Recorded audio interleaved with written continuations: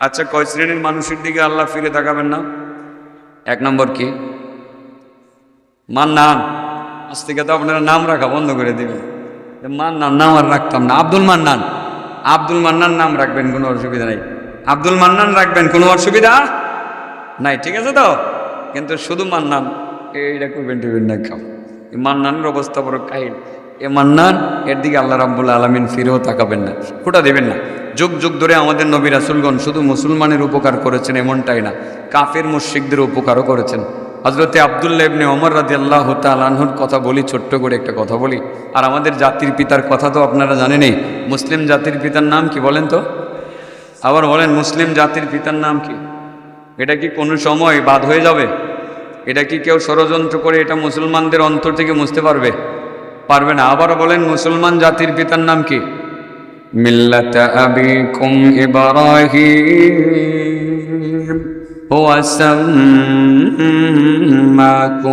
মুসলিমিন। মিল্লাতা আবিকুম ইব্রাহিম, তোমাদের জাতির পিতা ইব্রাহিম, এর মিল্লতেই তোমরা আছো। ওয়া সাম্মাকুমুল মুসলিমিন, তিনি তোমাদেরকে মুসলমান বলে নামকরণ করেছেন। আমাদের জাতির পিতা ইব্রাহিম আলাইহিস সালাতু ওয়াসসালাম মুসলিম মিল্লতের পিতা। তার অনেক বিষয় আছে। আব্দুল্লাহ ইবনে ওমরের কথা বলছিলাম, একটা খাসি জবাই করছে। কি জবাই করছে? দুম্বা জবাই করছে। দুম্বা জবাই করে ওনার যে আছে না খাদেমকে, চাকরকে বলছে একটা রান কাটো। ইসলাম কত সুন্দর বোঝার জন্য বলছি। দেখেন, ইসলাম শুধু মুসলমানের উপকার করে না, অমুসলিমদের উপকারও করে। রান একটা কাটলেন, কাটার পরে বললেন যে ওই যে ইহুদির ঘরে দিয়ে আসো। কোথায়? সন্তানের আকিকার দুম্বার রান অথবা খাসির রান কোথায় দিয়ে আসবে? ইহুদির ঘরে দিয়ে আসবে। ওনার খাদিম বলেন, হযরত আপনি করছেন কি? আল ইহুদিয়্যু আসলাহাকাল্লাহ, আল ইহুদিয়্যু আসলাহাকাল্লাহ। হযরত জি আপনি করছেন কি? আরে সে তো ইহুদি, আল্লাহ আপনাকে পরিশুদ্ধ করুন। আপনি কি করছেন? ভুল করতেছেন কিনা আপনি? আপনার দ্বারা ভুল হয়ে যাচ্ছে কিনা? ইহুদির ঘরে আকিকার গোশত কেন যাবে? আব্দুল্লাহ ইবনে ওমর বলেন, সাবধান, ভুল করবা না। সে আমার প্রতিবেশী, সে আমার ঘরের রান্না করে গোশতেও তার অধিকার আছে। সুবহানাল্লাহ বলেন। এটার নাম ইসলাম। আল্লাহ রাসূল প্রতিবেশীকে এতটা গুরুত্ব দিয়েছেন, আমার মনে হচ্ছিল যে আল্লাহ রাসূল প্রতিবেশীকে সম্পদের ওয়ারিস বানিয়ে দেয় কিনা। মনে হচ্ছিল রাসূলও তা বলছিলেন। জিবরাইল আমার কাছে এমনভাবে প্রতিবেশীর হক নিয়ে বলছিলেন, আমার মনে হচ্ছিল, ধারণা হচ্ছিল, ভয় হচ্ছিল, আবার প্রতিবেশীকে সম্পদের ওয়ারিস বানিয়ে দেয় কিনা। প্রতিবেশীর হক আছে না নাই? অমুসলিম হইলেও তাহলে প্রতিবেশীকে বকরির রান দেওয়া, এটা কার বিধান? ইসলামের বিধান। কার বিধান? মুসলিম হোক অমুসলিম হোক। তাহলে আপনার প্রতিবেশী ইহুদি নাই, হিন্দু ভদ্রলোক আছে। ইসলাম বলে তুমি যদি খাসির গোশত খাও, তোমার ঘরে রান্না হয়, তোমার প্রতিবেশীকে তুমি শরীক রাখো। যদি পারো কিছু গোশত দাও, বকরি জবাই করলে একটা রান দাও। তবে গরুর গোশত যেহেতু তারা খায় না, গরুর গোশত তারা যেহেতু গ্রহণ করে না, সেটা তাদেরকে আপ্যায়ন করবেন না, সেই ক্ষেত্রে তারা মাইন্ড করতে পারবে। ঠিক আছে না? এটা তাদের ধর্মীয় বিষয়। কিন্তু ইসলাম কত সুন্দর, কি চমৎকার একটা শিক্ষা ইসলাম আমাদেরকে দিয়েছে। সেটা হলো, প্রতিবেশী যদি অমুসলিম হয়, তোমার ঘরের রান্না করা গোশত এর মধ্যে তার হক আছে। বকরি জবাই করলে সামান্য একটু গোশতের মধ্যে হলেও তার হক আছে, সামান্য একটু গোশত তাকে তুমি দিয়ে খাইবা। আর ইব্রাহিম নবী আলাইহিস সালাতু ওয়াস সালামের বৈশিষ্ট্য ছিল এমন, তিনি তো মানুষ ছাড়া খাইতেনই না। বিশেষ করে দুপুরবেলা মুসলিম অমুসলিম এর মধ্যে কোনো ভেদাভেদ করতেন না। তিনি শুধু দিতেন, মানুষকে খাওয়াইতেন, তিনি খাওয়াইতে ভালোবাসতেন। এটাই ছিল আমাদের জাতির পিতা ইব্রাহিম আলাইহিস সালাতু ওয়াস সালামের বৈশিষ্ট্যগুলোর অন্যতম বৈশিষ্ট্য। এর নাম ইসলাম। এর নাম কি? ইসলাম। ইসলাম শুধু খাওয়াবে, কি দিবে না? খুঁটা দিবে না।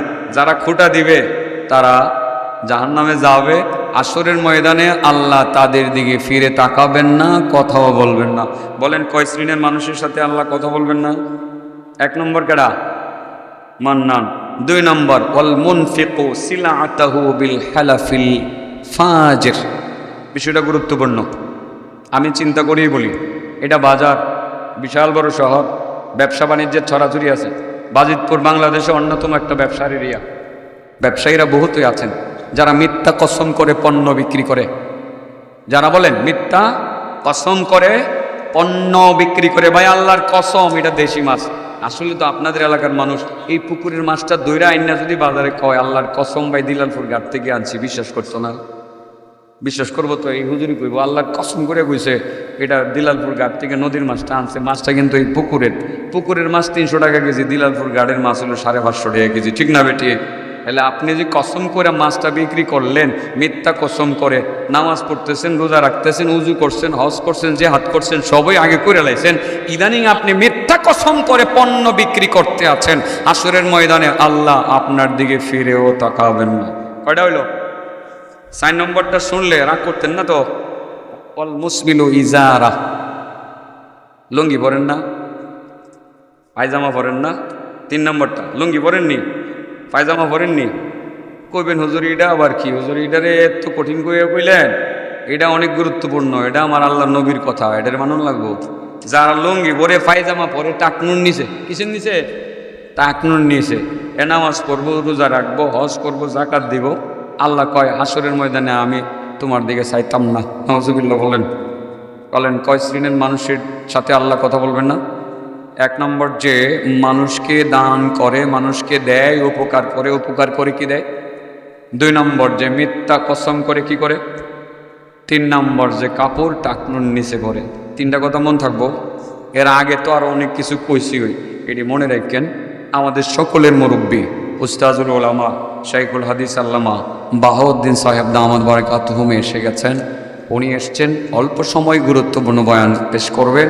ওনার বক্তব্য শুনে যাওয়ার জন্য বিশেষ অনুরোধটুকু রাখছি। আমি শেষ করছি। আসসালামু আলাইকুম ওয়া রাহমাতুল্লাহি ওয়া বারাকাতুহু।